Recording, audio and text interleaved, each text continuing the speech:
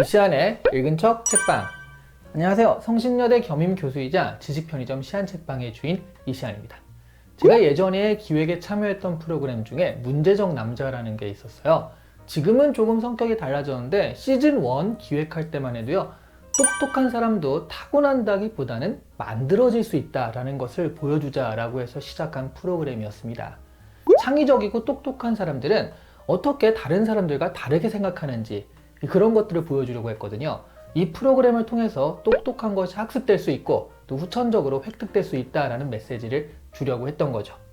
오늘 소개해드릴 책이요, 똑똑해지는 것은 습관이라는 것을 증명해 줄 수 있는 책 같습니다. 바로 1일 1페이지, 아니야, 하루 한 페이지라고 해야 맞는 거 아닌가요? 어쨌든 1일 1페이지 세상에서 가장 짧은 교양 수업 365입니다. 이 책 많이들 아시잖아요. 최근 베스트셀러 상위권에서 떠나지 않는 책이기도 하죠. 이 책은 아주 독특한 형식을 가지고 있는데요, 어렸을 때 접했던 괴수대백과사전, 로봇대백과사전 이런 거 있잖아요. 이런 것처럼 백과사전식 구성입니다. 역사, 문학, 미술, 과학, 음악, 철학, 종교 이렇게 7개의 카테고리를 가지고 지식을 서술합니다. 그리고 이 백과사전식 구성에 참고서식 구성까지 플러스해요. 7개의 카테고리를요, 요일별로 월화수목금토일 이렇게 나눈 거죠. 그리고 매일 한 페이지씩 365일, 그러니까 1년을 설정하고 그것을 하나씩 읽어나가는 미션을 주는 것입니다. 마치 어렸을 때요, 20일 완성 영단어 같은 참고서 이런 걸 보는 느낌도 좀 들어요. 그래서 하루에 한 페이지씩 읽는 습관을 들이고요, 또 읽다 보면 더 궁금해지는 것도 있거든요. 저도 이렇게 읽다 보니까 특히 태양계를 딱 보면서 명왕성보다 3배나 더 크다는 2003 UB313이라는 천체에 대한 이야기가 나오더라고요.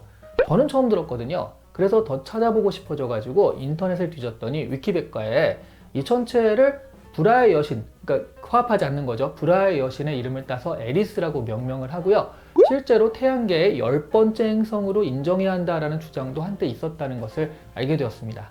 그러니까 이 책에 나와 있는 이야기뿐만 아니라 조금 더 궁금하면 그것을 키워드로 해서 적극적으로 알아보는 노력을 하면 지식의 크기를 더욱 확장할 수 있을 것 같습니다.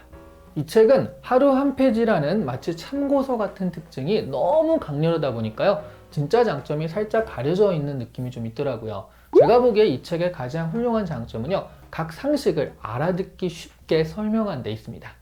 원래 파편적인 지식은 이게 외워지지도 않고요, 눈에 잘 들어오지도 않아요.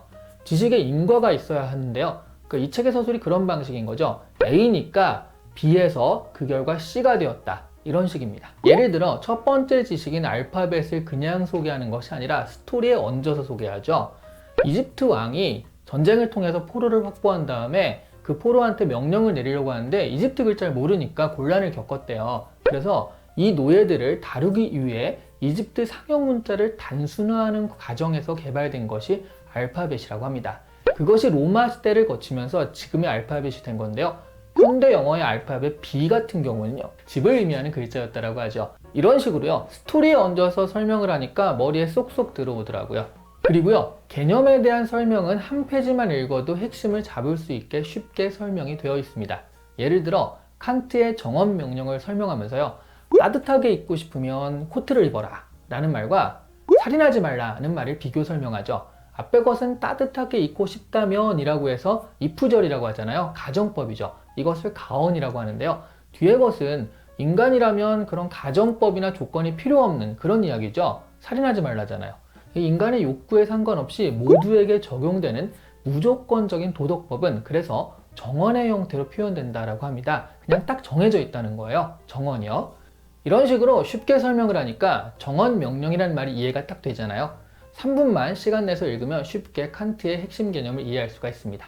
그렇지 않고 칸트의 책을 뒤적여서 정언 명령을 이해하겠다라는 분이 계시다면 365분?